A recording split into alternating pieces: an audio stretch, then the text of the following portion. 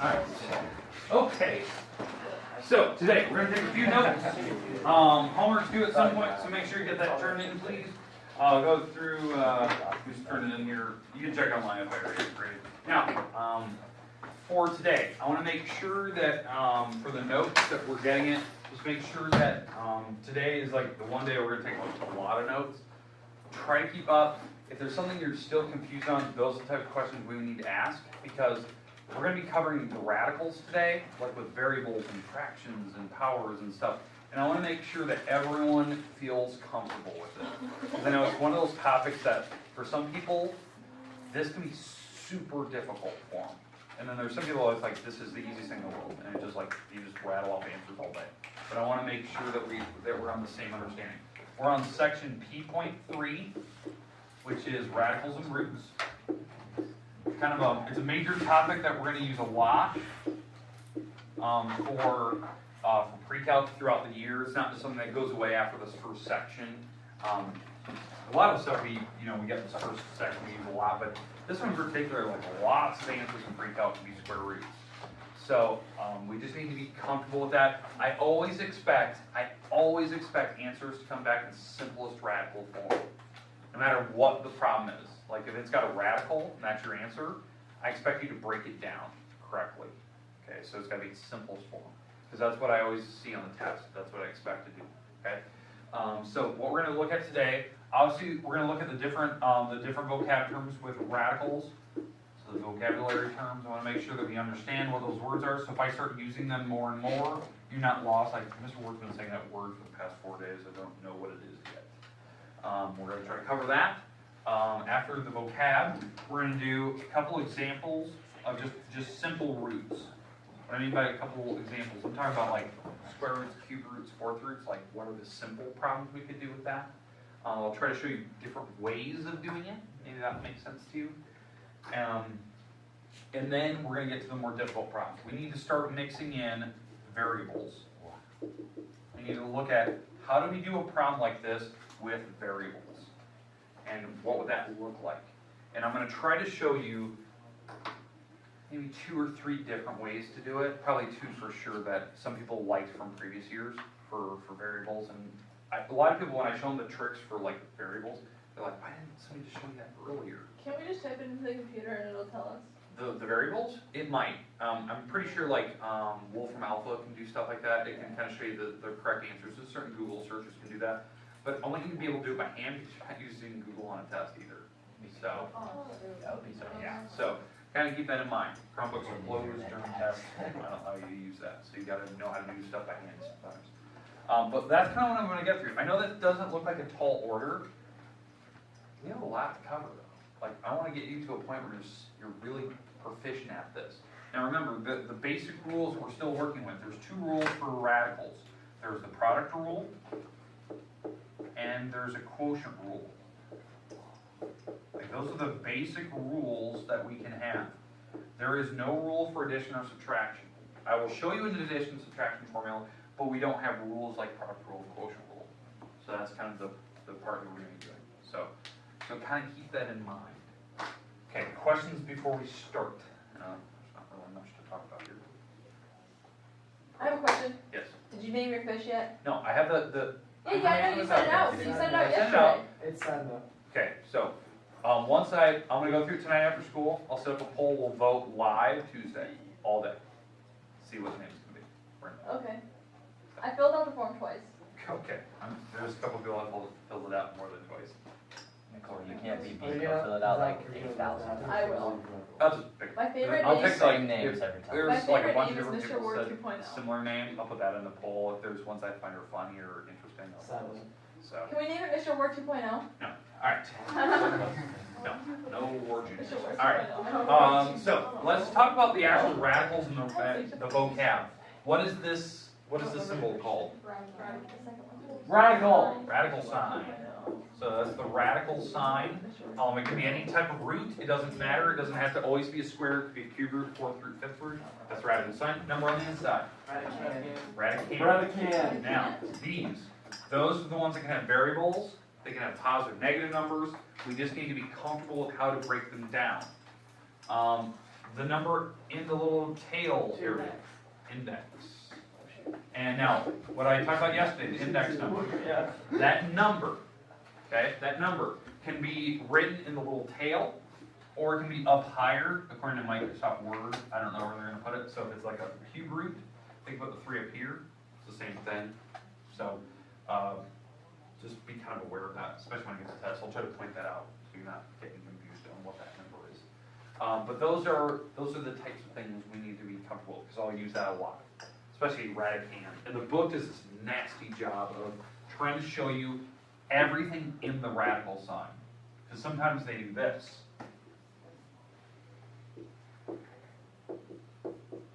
Okay, do that. Well, what's in the radical sign? That. So, and sometimes they'll do this. It's terrible. That is terrible form for writing that. If the YZ is not in there, they should put it out front. But it's just one of those things you just got to get used to it. They're trying to confuse us. Yeah. They don't want us to succeed. Okay, today, goal. Let's try to figure out how to do radicals in the first place, do some bigger ones like 4th roots, 5th roots, show you a couple of strategies for that. Then we'll come back, we'll look at variables, and then we're going to mess with the rules to finish with, like all the different rules. Product rule, quotient rule, mixing kind of everything together, give you really big problems, have you try a couple on your own, throw out some answers, see what we come up with, and then we'll look at maybe addition, subtraction, last.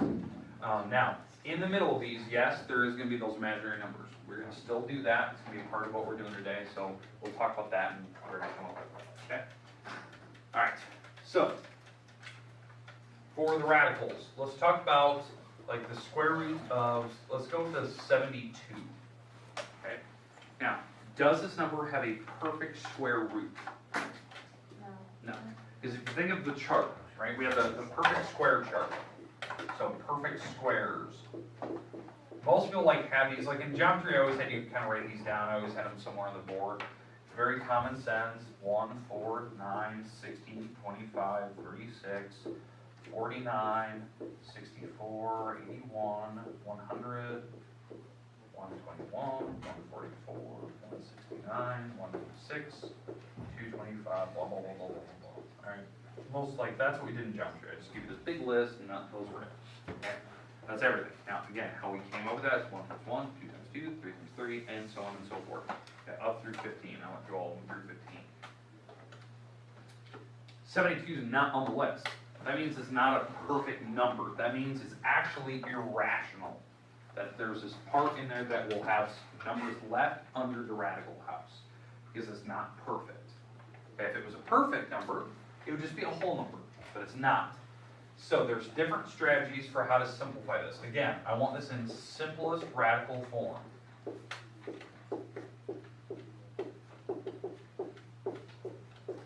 Now, we're going to talk about 2 strategies for doing that. Okay, first strategy for this is using perfect squares. This is the one that takes the least amount of steps. It's not the easiest, it just takes the least amount of steps for work. Some people are really good at this. So for doing the square root of 72, how this first process works for choosing the perfect squares, you have to start with where 72 is. 72 is technically like right here in this chart. It's between 64 and 81. Okay? And you start and you work your way down the list.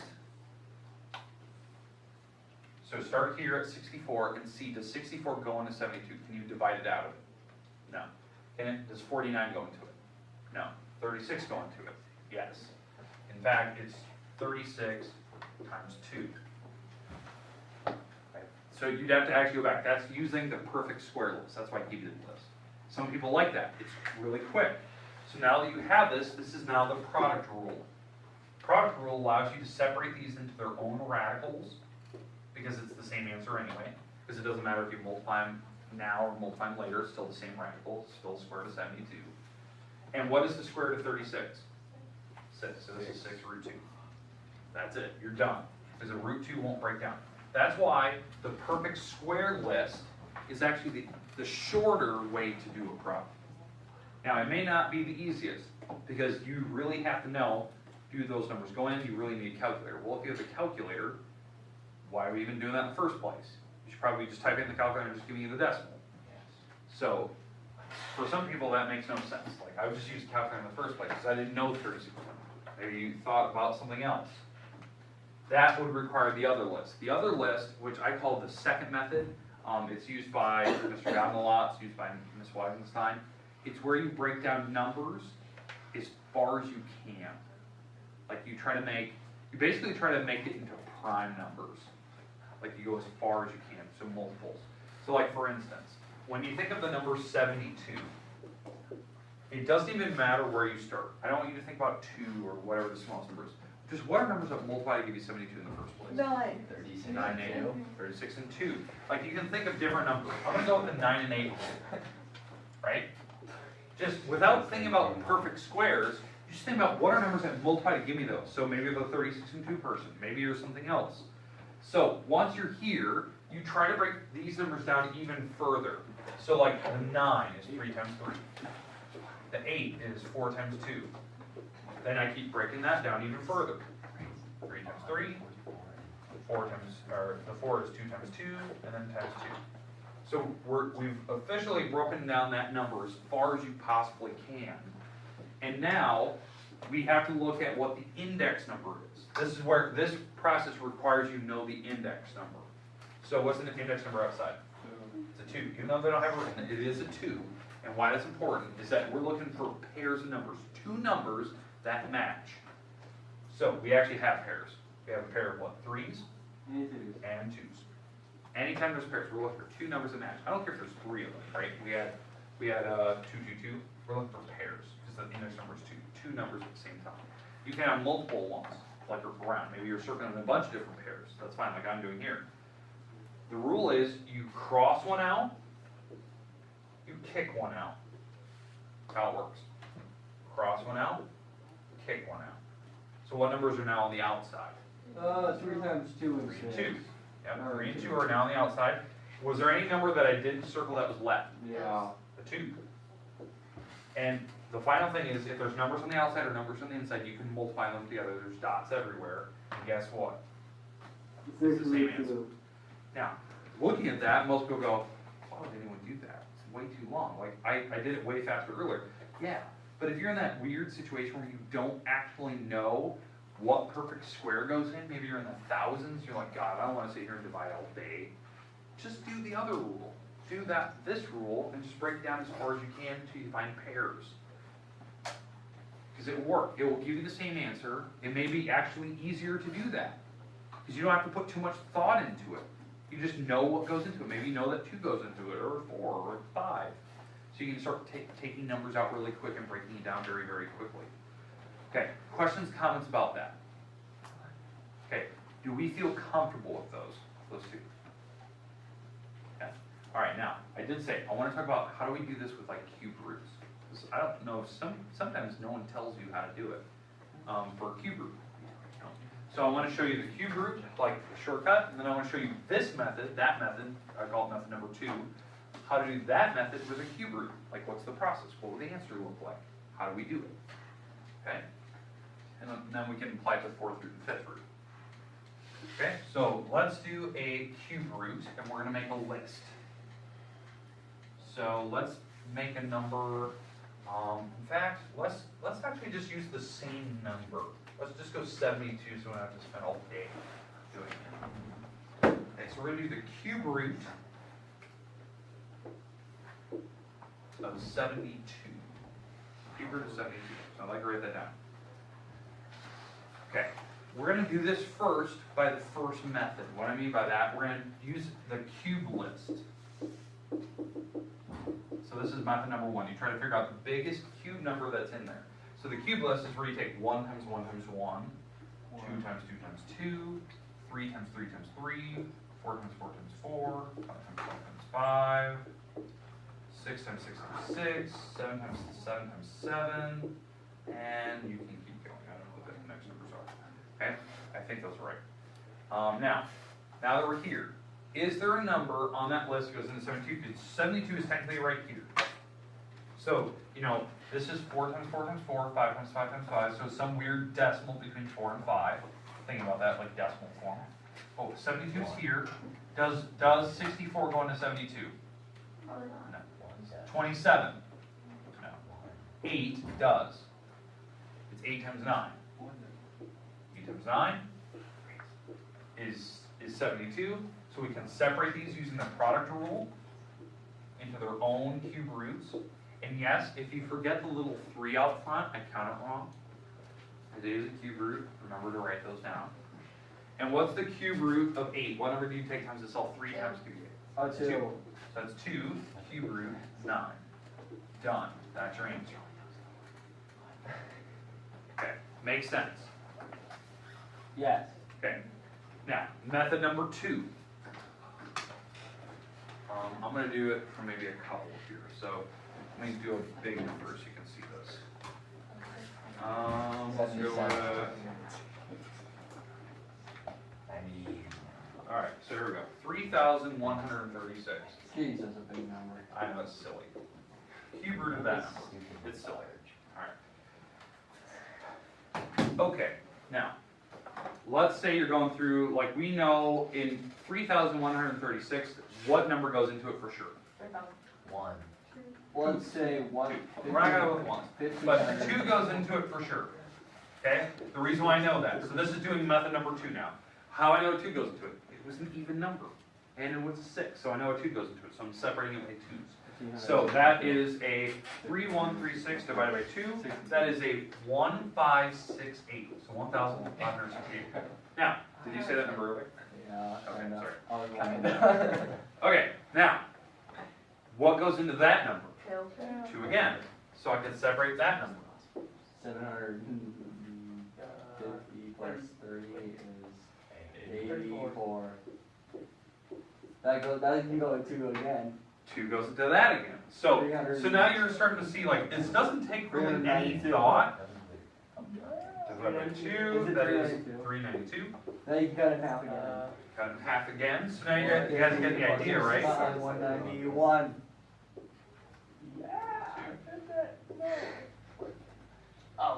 Oh, it's funny. We can cut it in half again.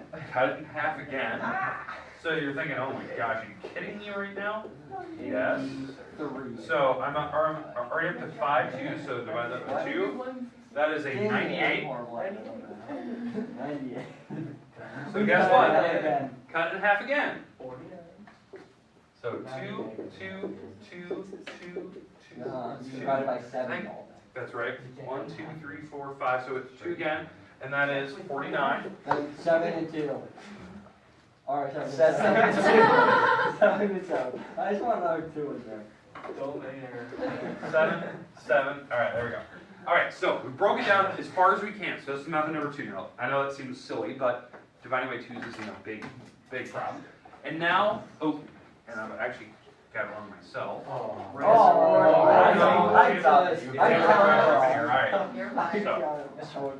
Alright, so now, we're looking for triples of numbers. So do we have a triple? Yes. Yes, we have a triple of 2s, we have another triple of 2s, and that's about it. Okay, so we have a bunch of triples. Now, how this works for the second method, like how you kick one out and cross one out. You actually have to cross out 2 of them and kick one out. That's how they always work. That's even how 4th roots and 5th roots work. You basically cross out all of the, the pairs of, or the quads or 5th roots or whatever it is. You actually cross out all of them except for one of them and kick one out. So I'm actually crossing out 2 of them, kicking one out. Crossing out 2 of them, kicking one out. Okay, that type of thing. Okay? So that's just how it works. We're looking for triples. Okay, so this final answer, when I do that, when I cross 2 of them out, kick one out, there's 2's on the outside. We have the radical sign, and we have the 7's left on the inside. And then what can I do last? Multiply.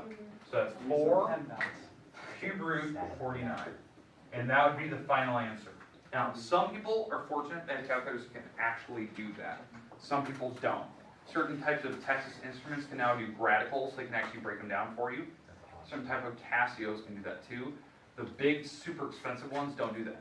Why? It's just programming. They haven't been programmed to do that yet. I know that Google and other programs can do that online, like Wolfram Alpha and whatnot. That's nice. You can double check your answers. But do you see how easy it actually is though?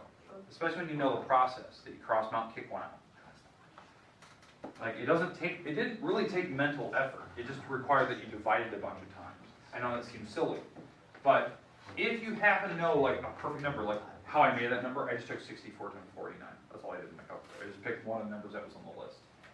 So if you're doing it by this method, it would have been 64 and 49, and then the square root of 64 is 4, or the cube root of 64 is 4, and then I had the 49 left. That's just how I made the number. I didn't multiply that for days.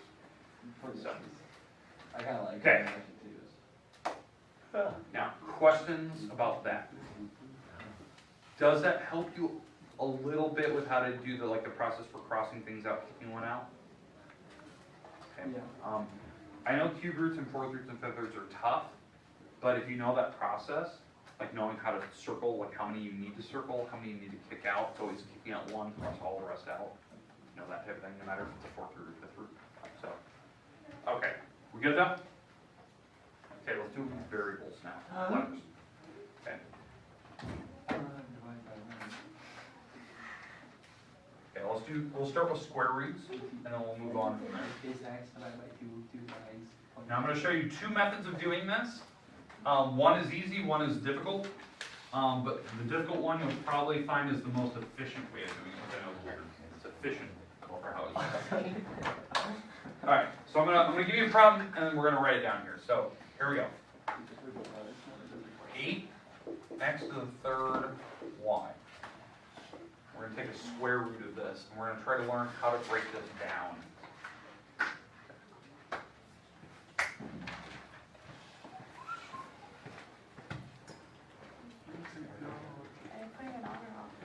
Let's start and stop it. Model of camera that I bought can only record HD movies for 29 minutes. Most DSLR cameras do that. They have a set time that they record. Like that was actually a deciding point with which camera I was going to buy. Like I was going to buy a 4K camera, like an expensive 4K, but it can only record 8 minutes at a time. I was like, I'm not going to start and stop the thing every 8 minutes. So this one went 29 minutes. I haven't found a DSLR that went past that 29-minute mark. It's, for some reason, it's just like this weird thing that they have programmed that it must be like when it's recording, it's too big of a file. They don't want to go past 29 minutes. It takes too long to save the hard drive. Why it tries to record again. So. No. I don't know if that one's mine. All I right. changed the vibrate, so it could. All right. Now let's talk about with variables. Variables are the same idea. In fact, you could do this problem with variables using that second method still. Okay. So, for instance, if I'm going to do the second method with square roots, you can break down the 8. It's 2 times 4, and then the x is x times x times x, and then the y. You can break it down like that. Okay. And then we can take the square root of 4. Actually, we can break that down even further. 2 times 2, and then the x times x times x times x, times y. All right. There we go. Okay, so we're here. So we broke down the variables as far as we can. Do that right to me? Okay. Now, what numbers can I circle? You can circle 2 2's, Okay. 2 x's, and that's 2's and it. x's. Okay. We're finished. Now, this is the goofy part. When you do variables, there's something we need to worry about. I'll show you that here in a second. Okay? So for the 2's, we cross one out, kick one out. So that's not a big deal. So there's a 2 on the outside. For the x's, you cross one out, kick one out. Now, when you kick one out to the outside, this is the goofy part. It is technically supposed to be in absolute value bars. Because when you take square roots of things, they always want the principal square root. And what's the principal square root mean? Positive. So they want to guarantee it's positive, so they'll put an absolute value. Guess what? I don't really care. Okay? You knew how to take the square root. I'm not really checking for the absolute value bar. They're just trying to guarantee that that variable will be positive. It's not a big deal. It's just one of those things I want you to be aware of. That in the book, the back of the book, they'll say like put absolute value bars there to guarantee that it's the positive answer, but I don't really care. I thought that was only if you were doing like an odd power. It's when you're taking square roots and you're kicking one out, you have to do S values. If you're doing cube roots, you don't have to worry about it. Because cube roots, it doesn't matter if it's positive or negative. So, but yeah. We have a 2 and the x on the outside. On the inside, we had that 2 left, and we had an x and a y. That's it. Like, that's your answer, right there. That's it. Now, if you want to put the absolute value bars, because that's what they'll probably put in the back, that's fine. Because again, it's the squares that are going to kind of try to guarantee that the answer is positive. Questions, comments about how to do it with that method? You see that it's the same rule. That's why I like that method that Mr. God and Mrs. Whitenstein uses. Because you don't really have to think about the problem. You can still follow the same rules we're learning. Now, some people want shortcuts. I'm going to show you an actual shortcut for doing this. I kind of fear showing you this because it's difficult looking, but it's actually correct mathematics to do this. Okay, so I'd like you to write down the original problem. 8x to the third, y. But I don't want you to put a square root on it. Yeah, I want you to put a parenthesis around it. Now this is the one chance you get to see this before the end of the year. This is usually one of the last chapters we cover. It's how to change radicals into powers, like this. How to take a radical symbol, the radical sign, and instead of just drawing this stupid, ugly division-looking symbol, can we make it a power? Is it -2? It's half. It's not negative. If there's negatives, we move things to the bottom of fractions. I don't have fractions on this problem. I want to make the power on this parenthesis, I want to put it as half for the power. Now let me explain. The top number for this thing is the power that was on the inside with the 8x to the third y. So on the inside, this was all to the first power. Because anything, you can put anything to the first power. Okay, that's where the 1 comes from. Okay? The bottom number, this bottom number, is the type of radical you were doing. So what type of radical were we working with? Square root. So I had a 2 there. So if we're doing a cube root of 8x to the third y, and I want to make that a fraction for a power, what number am I going to put on the bottom? A 3. Because the 3 is the bottom number. It's your index number that's on the bottom. Now you're probably thinking, okay, because I did tell you, I did warn you, like it's more difficult looking, right? That is a more difficult looking problem. But the crazy thing is, it will actually do the math correctly. It can actually do this math. So, the 8 would get the half, because we're going to distribute. This is the law of exponents, right, that we just talked about earlier this week. The x to the third would get the power. And how do I deal with the 3 and the half? Because what do I have to do with those two? Divide it. I have to multiply. So what's 3 times half? 3 halves, right? It's actually 3 over 1 times a half. Because when you actually take the number 3 and you multiply by half, you have to actually put it over 1, then you just go straight across. Those 3 halves. Which I heard somebody simplify it. I'll get to that here in a minute. Alright, let's keep going now. And then the y has a half on it as well. Oh, geez, that's nice. Y is a half. Okay, agreed? Now some people look at it and go, God, it's just stupidly complicated. It's not, because it will actually simplify the variables really, really quickly. Okay? Okay, so here's the idea. On this, the 8 you just kind of have to do normal. Like numbers, the half really doesn't apply. If you want to make this a power, like I can make 8 a power. 8 is 2 to the third power, correct? You can do it that way. You could do it this way, and this will actually simplify the number for you.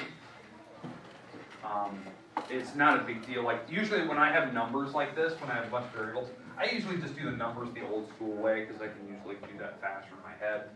But some people like to change these to powers, like what power can you do to make that 8? So you can do it that way, and then this would actually multiply to be 2 to the 3 halves. Okay, and then x to the 3 halves, and the y to the half. Now again, I'm showing you something we're supposed to be talking of the year, not the beginning of the year. Because some people, like, I don't feel right showing you square roots without showing you this trick that you can do, especially for variables. Okay, and I heard somebody do this. What is 3 halves? It's 1.5. Okay, it's 1.5, and I'll explain that here in a second. That's like the simplified version of it. Or instead of 1.5, that's 1.5, right? I know it's weird writing as a mixed number and a power, because I don't think, how many people have ever seen that where somebody wrote a mixed number and a power? Okay, have you ever even seen fractions and powers before? Okay, you have a little bit last year? Okay, good. Okay, so I'm going to put 1.5 here. X to the 1.5. Y to the half. Okay, so I'm separating these out. Now I want to explain what to do there, because we already know what the answer is. We know that like, that's going to be the answer here. But I want to explain like what's happening. Okay, when you have weird mixed numbers in the powers, right? Weird mixed numbers like 1.5. What that actually means is this. Like, do you agree that 1.5 is 1 plus a half?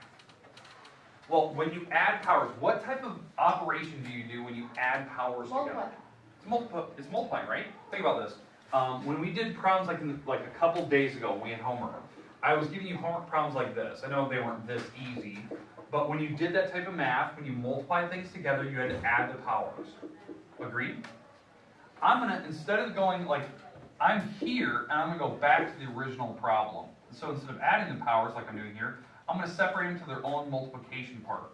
So this is actually 2 to the first times 2 to the half. Because when they have the same base, you add the powers to make 1.5, right? And I had the x to the 1.5, so that's 1 plus a half again. So if I separate that into its own math problem, what would that mean? X to the first. X to the first Times X to the times x to the half, right? And then I have that y to the half in the back, which that's not a mixed number, it's just a half. Okay, does everyone see that? So, I know this is like complicated, you're like, oh my god, I'm taking 3 halves and separate. Yeah, but this is easy, you know, it's 1.5, so I just separate into their own little parts. 2 to the 1, 2 to the half, x to the 1, x to the half. Anything that has halves, what does half mean again? square root. Square root. So I'm gonna separate these. I'm gonna just kind of rearrange things. I'm gonna put everything that has halves in the back, and anything that doesn't have a half, I'm gonna put out front. So these all have halves in the back, because I just rearranged, and the things that don't. So the 2 and the x are out front, and anything that has a half is under the radical sign. Done. Like, you did all the square roots without ever having to even look at a square root. It did all the math for you. How weird is that? You can actually simplify radicals without ever having to deal with that crap. Because it's called a power rule, that you can change radicals into powers, and then powers can simplify themselves down. In fact, this is even cooler, because when you're doing halves and you have 4s here, like even numbers, and you're doing halves on them, they'll actually simplify themselves, and you don't have to do any actual work, which I think is really kind of cool. And that's why I love this power rule for variables. I think it's really slick the way that it works. That you can change radicals into fractions and then simplify powers later without ever having to think about it. Now, if you never use that, it won't offend me.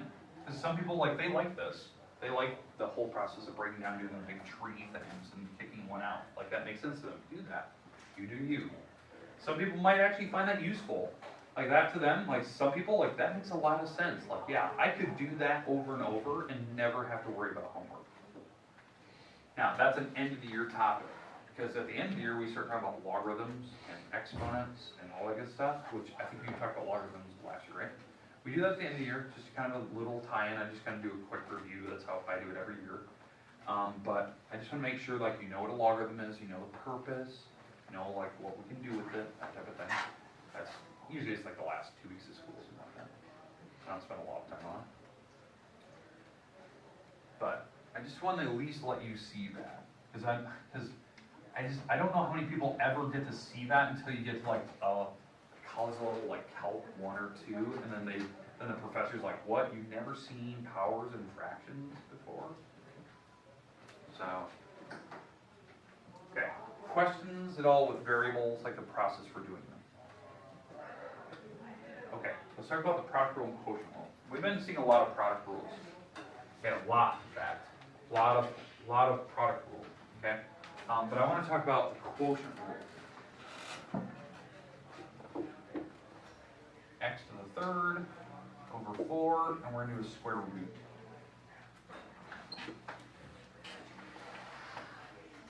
Okay, when you have a fraction with a radical on it, what are you allowed to do?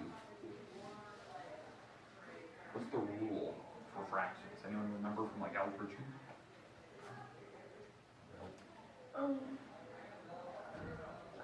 Okay, you're allowed to separate. You're allowed to do that. It's kind of like the product rule.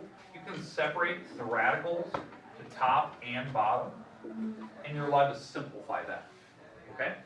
Now today we're just doing like a real easy kind of course. I'll do the really kind of nasty ones on Monday, or Tuesday.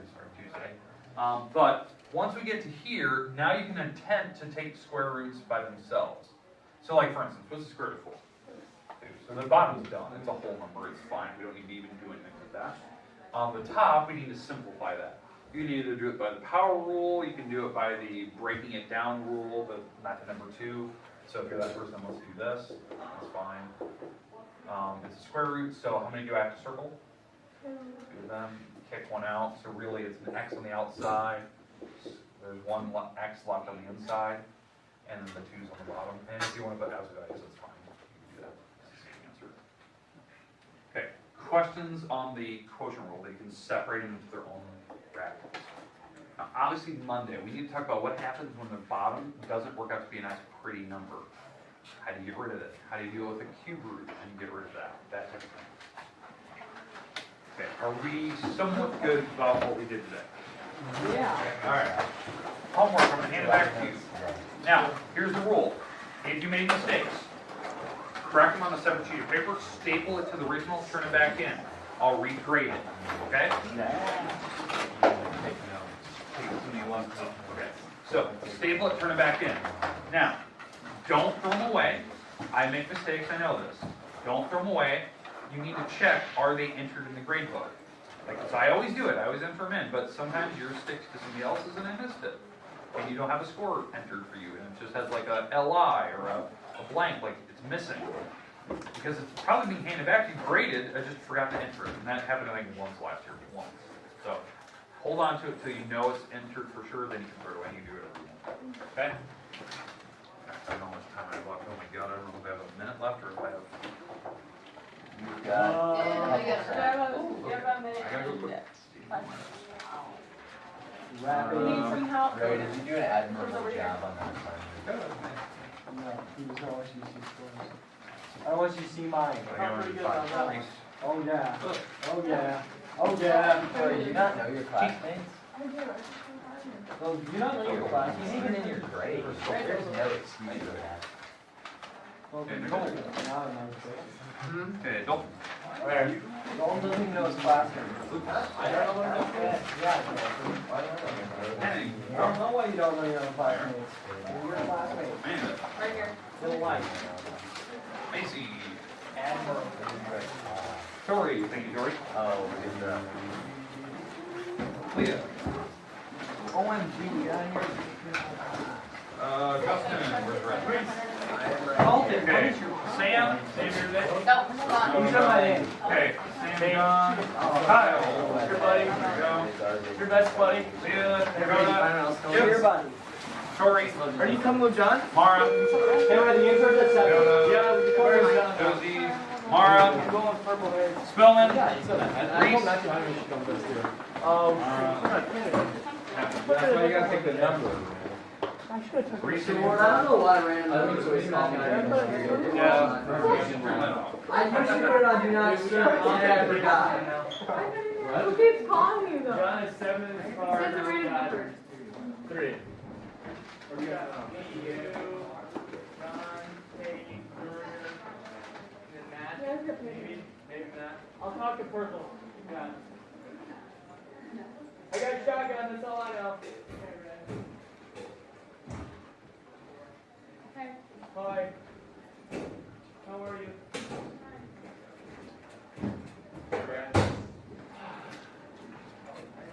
Oh,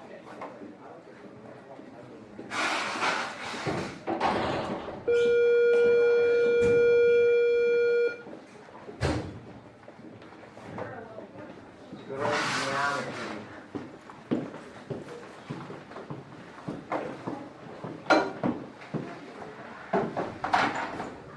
There goes that. That's me. I'm tired too. You're as tired as I am. I win. Bet. Where's my guy's jersey already? Ryan, I don't think he's in metal. It's not all right here, but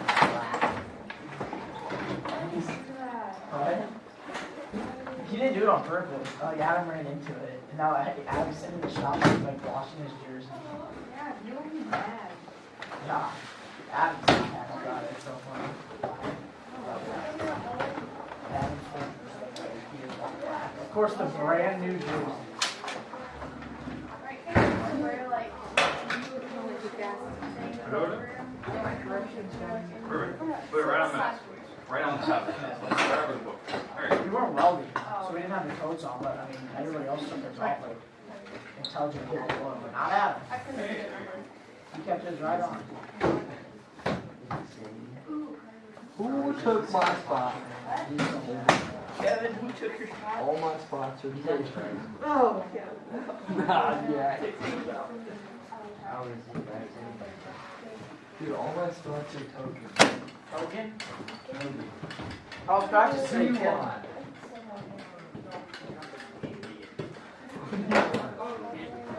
We don't know what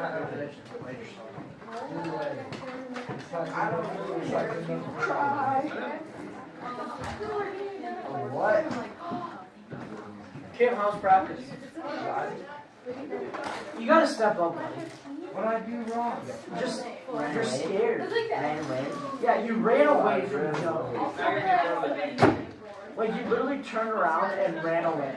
What am I supposed to do? Hit him. We're running like $650 worth of tabs. Hit him. No, I think we're all higher than that. He says like, When was the last time you said it? Okay. Winona. Winona? It's Winona. It's not Winona. Whatever. Winona. Good there. Not a Y. There is no All difference. right. No. One has a little. Okay, welcome back. Okay, we had homework due today. Okay, that was the page 18. So let me go through who's actually turned this in. So right now I have it from Doug. Okay. I also have it from. Okay, there we go. I also have it from a bunch of people. Got it from Emma, Genesis, Dalton, Aaron, Kelsey, Jaden, Jamie, Caitlin, Caitlin again. So, let's see, Dylan, Jack, Nick, Isaac, Colton, Kevin, and Curly. So, if I didn't call your name, it possibly might be just stuck one of these, or honestly, you didn't turn it in yet. So, I'm pretty sure I read through everyone's name. So, if you didn't get it turned in, do today. Don't be late, get it turned in. Otherwise, you gotta take 15% off. I don't wanna do that yet. Okay? Alright, today, what we're gonna do, we're gonna take a few notes. That's it today. We're just taking notes today. And again, you're not gonna get homework. You have a long weekend, you can kind of relax. But I do wanna take a few notes today. So, here it is. Here's what we're gonna talk about today.